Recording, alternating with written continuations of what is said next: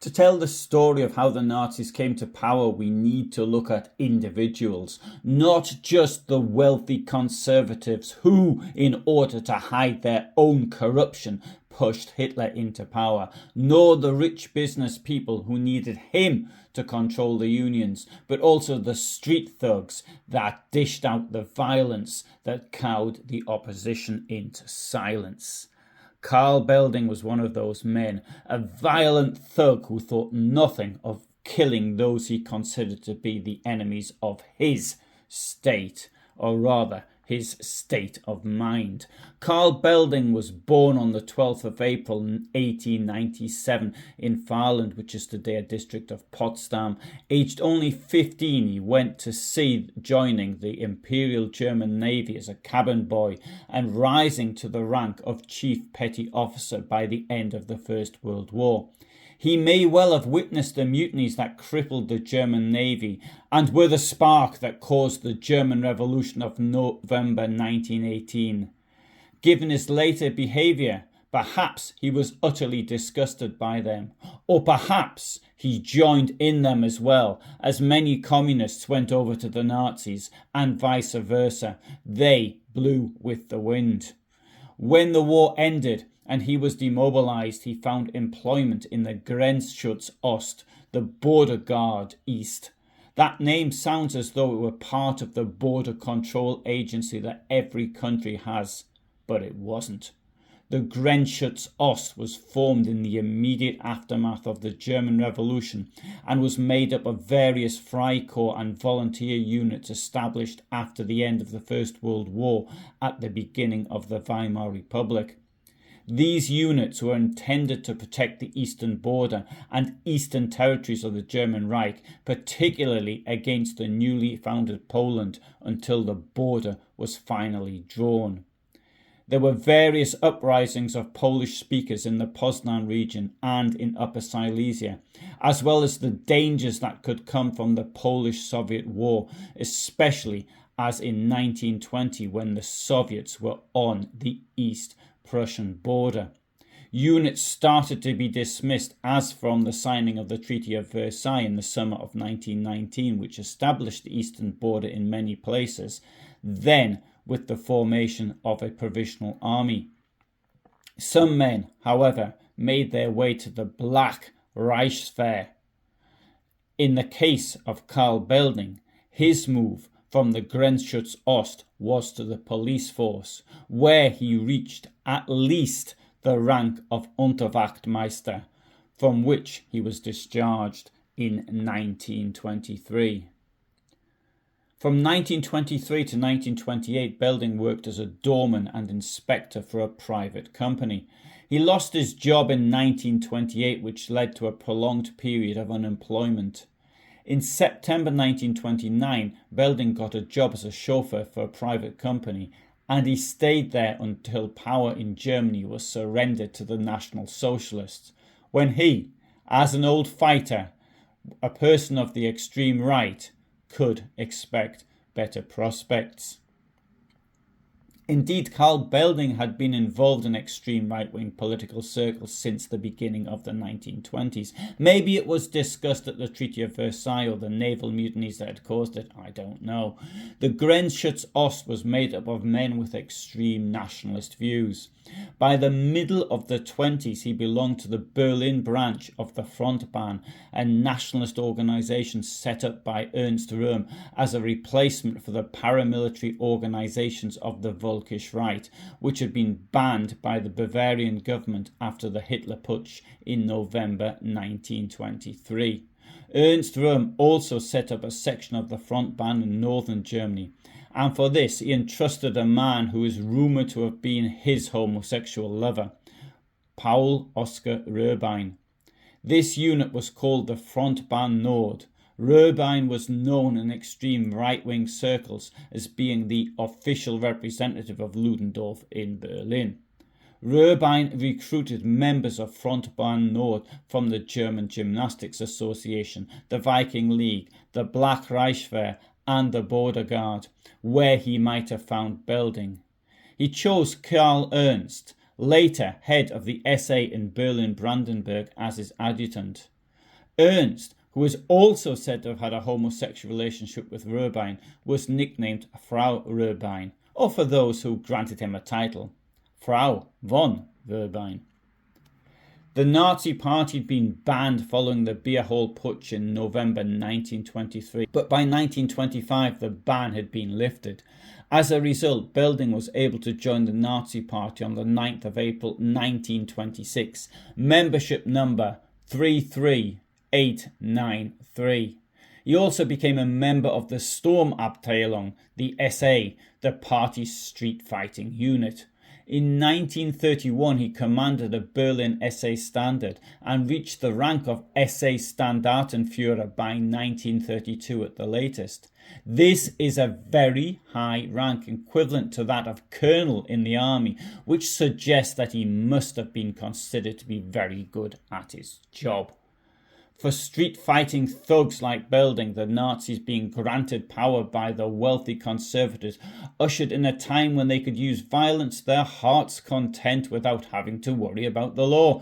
Of course, it was not much fun for their victims. This style of terrorism in order to seize power is not unusual. Mussolini had used the same tactics in Italy. The use of thugs who support the regime and are goaded into committing crimes by the regime is something that happens today, and now as then, those that encourage others to commit the crimes can claim that the crimes themselves are not their responsibility. It doesn't always work, but it does sometimes. Just after Hitler taking power, Belding was placed at the special disposal of the SA Motor Brigade Berlin-Brandenburg. Soon Belding's reputation as a vicious thug meant that Karl Ernst, who was then the Gruppenführer of the SA in Berlin-Brandenburg, suggested him to the SS leader of Berlin, Kurt Daluege, and placed him at his disposal. Thus Belding became a detective with the Gestapo in Berlin. Daluege, Ernst and Belding had known each other at least since their days together in the front band. In 1924, Hellmuth Uner was a 15-year-old member of the Bismarck League, the youth wing of the nationalist DNVP political party, the German National People's Party. Around this time he was befriended by the then 27-year-old Karl Belding. Despite the age difference, Belding persuaded him to join the Frontbahn Nord. The young Unger also met a number of other people here who were to play an important role in the future Nazi party, such as Paul Röbein, Karl Ernst and Kurt Daluege.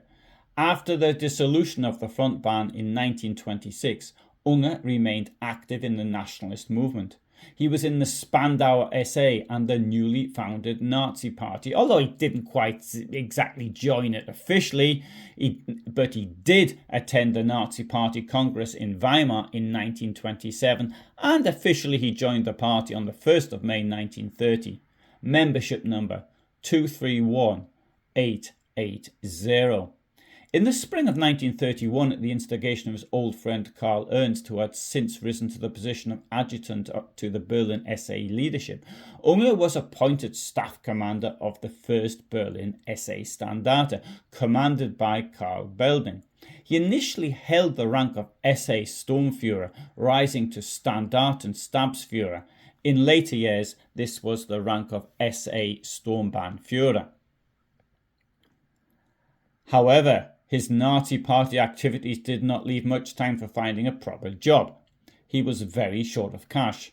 In the summer of 1931, he was approached by Department 1A, that is to say the political police of the Berlin police headquarters, and recruited as an informant. He subsequently regularly wrote reports for the police on internal proceedings and plans of the Berlin SA and the Nazi Party, spying on his old friends. In the autumn of 1931, the SA discovered that Unger was a registered member of the Communist Party of Germany, the KPD. When questioned about this, he explained that he joined the KPD in 1930 at the instigation of the then Berlin SA chief Walter Stennis, in order to spy on the KPD for the benefit of the Nazi Party. Despite the growing distrust of him at this time, Unger was allowed to attend a course at the Nazi Party's Reichsführerschule, the Reich Leader School, in Munich in September 1931. Indeed, I think he's in this photograph. I'm not sure of that though. After his return from Munich, Unger was suspended from the SA in October 1931 and relegated to a subordinate position at the staff of Squadron 1. 4 weeks later, he was also excluded from staff service. In 1932 and in the spring of 1933, he tried unsuccessfully to rejoin the SA, but was rejected as untrustworthy. However, his friend Karl Ernst didn't forget him. When power was surrendered to Hitler on the 30th of January 1933, Unger was allowed to participate in the torchlit procession through the Brandenburg Gate. Thus, he could celebrate Hitler's appointment as Reich Chancellor on the night of the 30th or 31st of January 1933. One of those at this torchlight procession was Hans Majakowski, who deviated from the route once the march concluded by leading the Sturm 33 through Waldstrasse in Charlottenburg, a street known to be a communist stronghold. There, a shootout ensued, in which police officer Josef Sauritz was shot and killed on the spot, and the gravely wounded Majakowski succumbed to his wounds in West End Hospital. Majakowski and Unger had been friends, and Unger was allowed to attend the memorial service in Berlin Cathedral. When the Nazis got control of the police, they also got access to the files of the political police. As a result, they discovered that Unger had provided information not only to the political police, but also to the SPD. Based on the newly uncovered incriminating evidence, Karl Belding and Werner Fischer-Schweder detained Hellmuth Uner on the 24th of June 1933 and took him to the Horst Wessel house, which was then being used by the Gestapo. During his interrogation there by Detective Inspector Rudolf Braschwitz, after initially denying the allegations, he finally admitted that he had indeed worked as an informant for pay in 1931 and 1932. According to Braschwitz's later statements, he suffered a nervous breakdown after his confession, declared he regretted his behaviour and called himself a swine. Of course, Unger hadn't committed a crime. Indeed, in providing information to the police, he'd only done what any honest citizen should have done. Therefore, once he'd confessed, he was allowed to go. He was only guilty of misconduct from a party perspective, but not a criminal one. However, this wasn't how the Nazis viewed things. What happened next is not known for certain, but it appears that Unger was detained as he left the Horst Wessel house. It was his old friend, Karl Belding, a man he'd known since he was a boy, a man who'd brought him into the front band, the SA and the Nazi Party, who probably took him away. Belding, alongside fellow Gestapo man and Standartenführer Bernhard Fischer-Schweder, murdered Unger at an unknown location, probably by shooting. Soon after his disappearance, Unger's parents filed a missing person report with the police, with results that could be guessed at. They then tried the Central Public Prosecutor's Office at the Prussian State Ministry. The public prosecutor was still independent but unwilling to risk acting in a way that might upset the Nazis. On that subject, I've done a video on a Munich public prosecutor who attempted to investigate murders committed at Dachau, and a link will be provided below. Unger's parents later learned that Belding and Fischer-Schweder had likely killed their son. They demanded that official authorities take action against the suspected perpetrators.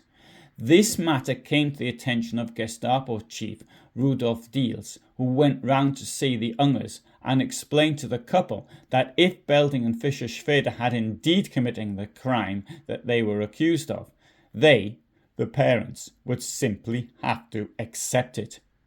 However, the matter had got as far as the Reich Chancellery, which ordered Diels to prepare a report on the incident. This affair may have been why the Gestapo decided to move Belding and Fischer-Schwede to the Gestapo at Breslau with effect from the 1st of June 1934. At the same time, he was transferred from the Berlin-Brandenburg Motor Brigade to the staff of SA Obergruppe 8. However, the stay at the Breslau Gestapo wasn't to be for very long, and for that we need to look at a very curious incident which took place on the 19th of June 1934. On the front page of the Pariser Tageblatt of the 25th of June 1934, we can read that there was an assassination attempt on the Reichsführer SS Heinrich Himmler, which took place in the Schorfheide to the northeast of Berlin on the 19th of June 1934. The incident took place whilst Himmler was travelling to the ceremony to rebury the remains of Hermann Göring's deceased wife, Karin Göring. The body of Karin Göring had been reinterred from Sweden to Schorfheide after her grave in Sweden had been vandalised.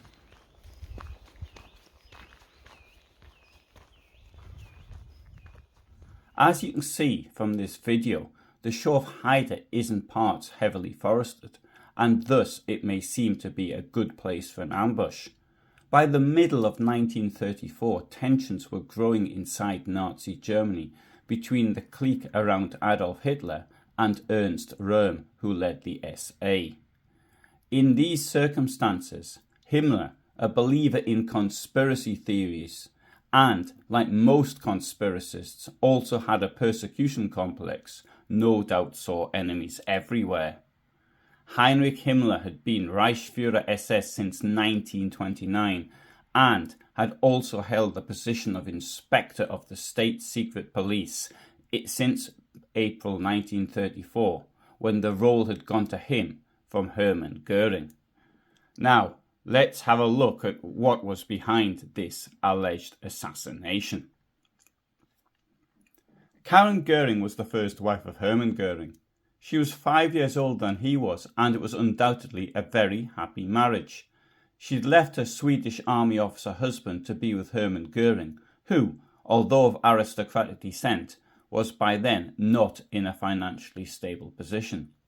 She died in 1931, and once Hermann Göring had become Prussian Prime Minister in 1933, his financial stability improved enormously. He was able to acquire the country estate at Karinhal on the Schorfheide.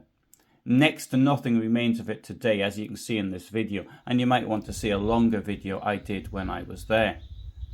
This video, what you can see right now, was filmed at the same time of the year to when the reburial took place. Karin Göring was reburied in a special crypt in a very solemn ceremony to which were invited the establishment elite of Nazi Germany on the 19th of June 1934.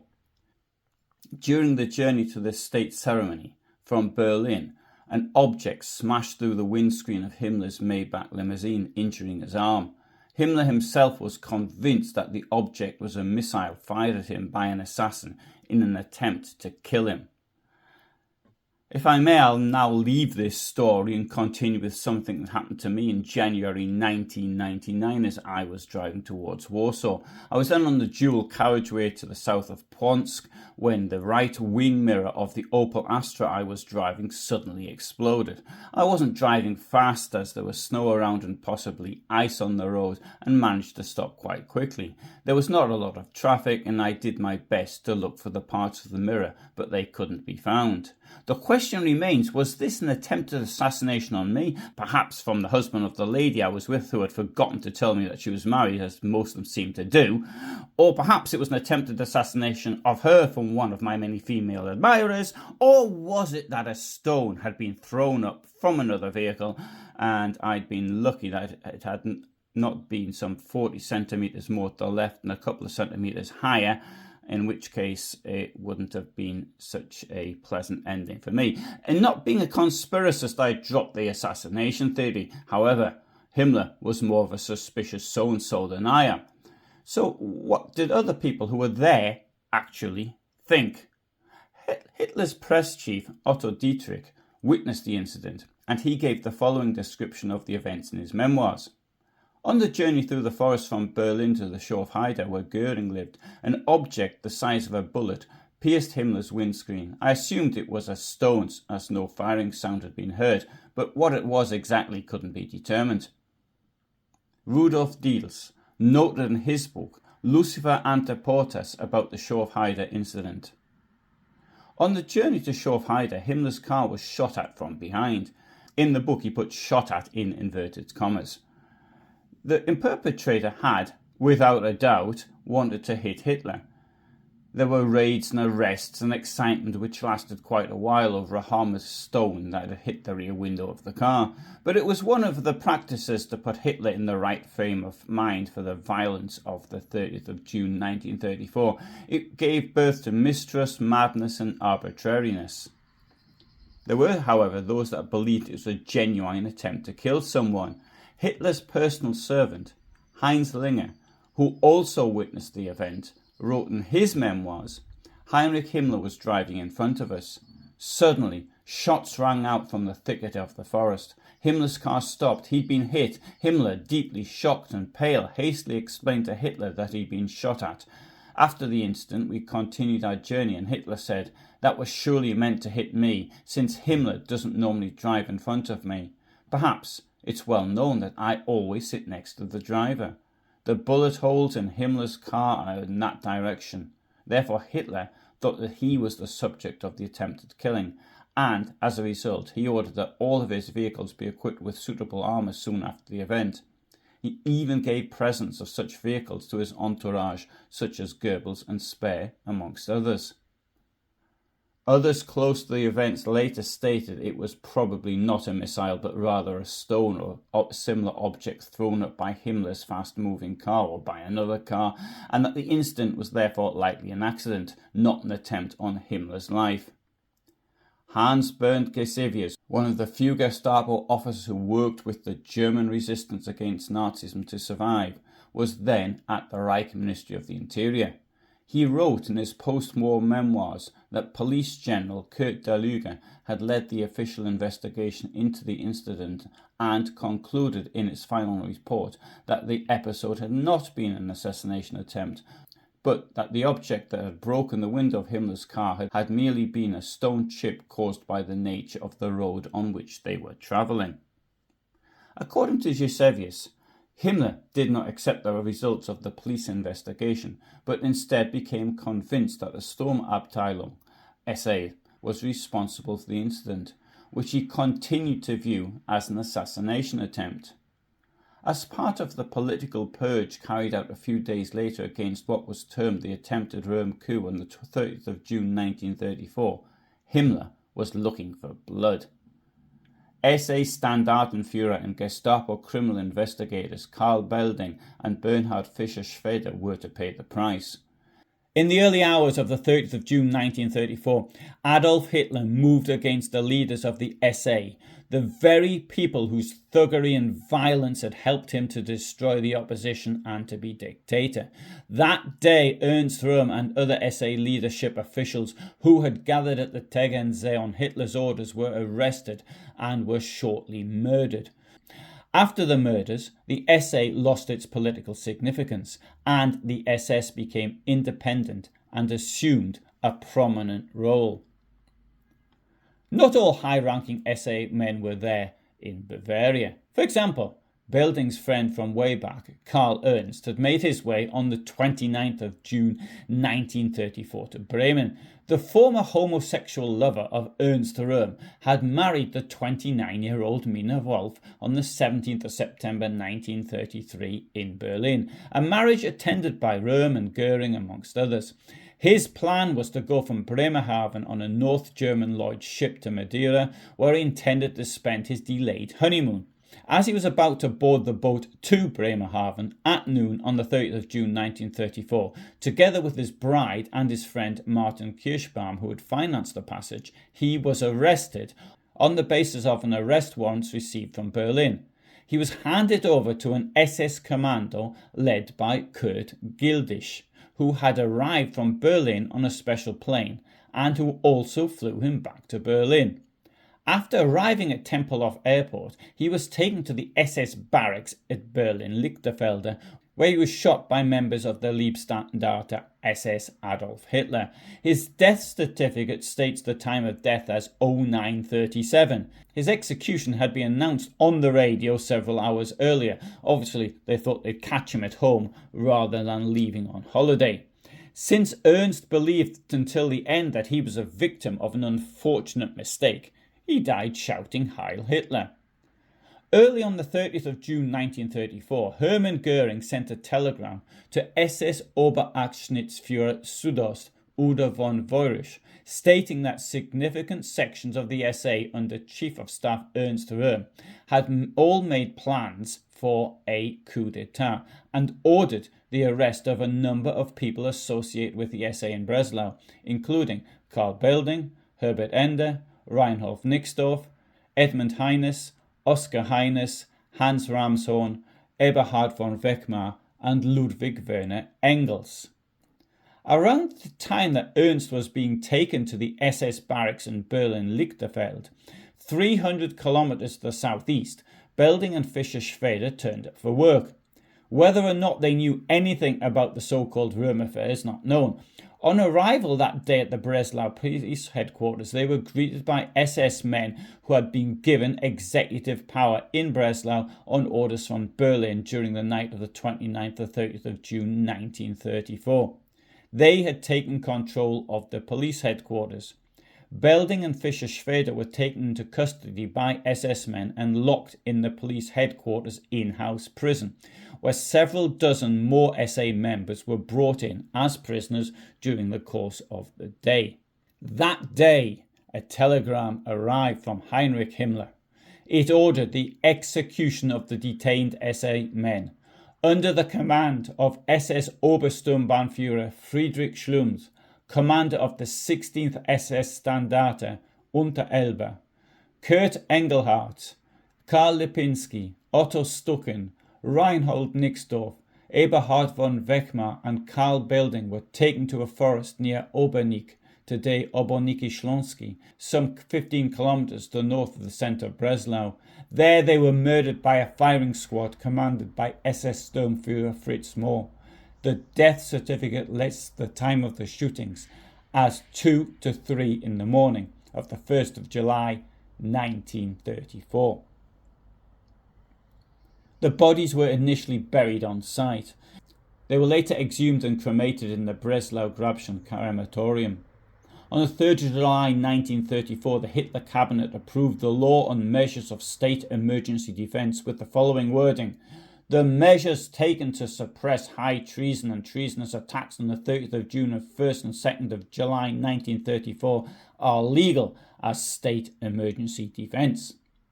A few weeks later, Belding's widow, Gertrude Belding, received some keys and an empty wallet from the Gestapo.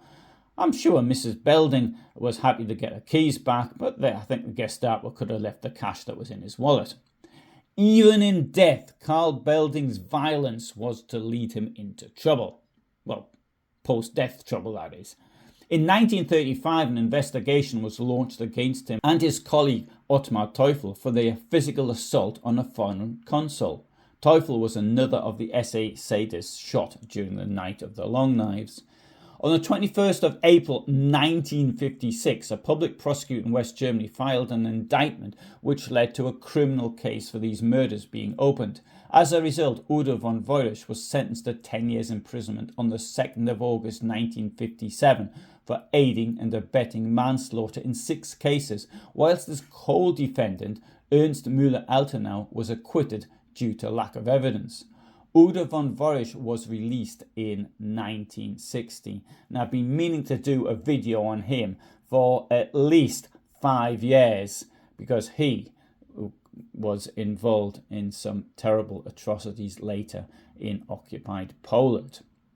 Now, I hope you found this story interesting, and you might be interested to know how it came about. It was due to a comment left on a video asking me about the Einsatzkommando Tilsit, which was the first to mass murder Jewish civilians in territory occupied by the Soviet Union.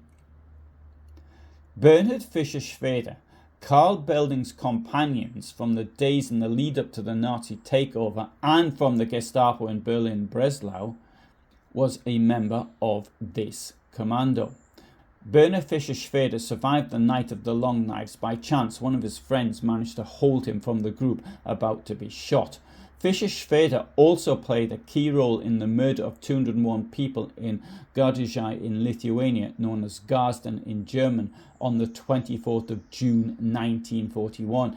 He went on to commit many other killings. Therefore, before coming onto the activities of Einsatzkommando Tilsit, it seemed to me to be worthwhile to comment on where those responsible came from. Carl Belding is also mentioned in Caterina Abati's book, Carmen More, The Life of a Bernese Doctor's Daughter and Gestapo Agent, where she refers to Belding being a vicious murderer. I've done videos on Werner Fischer-Schwede, Carmen More, and a variety of lesser known characters from the Third Reich. I upload every day at 2000 hours Central European time, usually short videos, but on Tuesdays and Fridays I upload longer videos, and on Fridays above all, I do a longer documentary style video. I also offer channel membership, which currently has over 800 members only videos. Admittedly, most of them are short ones, but some of them are a bit longer, such as this one. I live in Poland and Germany, and thus am able to do original research from these countries. So for the moment, thank you very much for listening, and all the best from me in Ełk, Poland.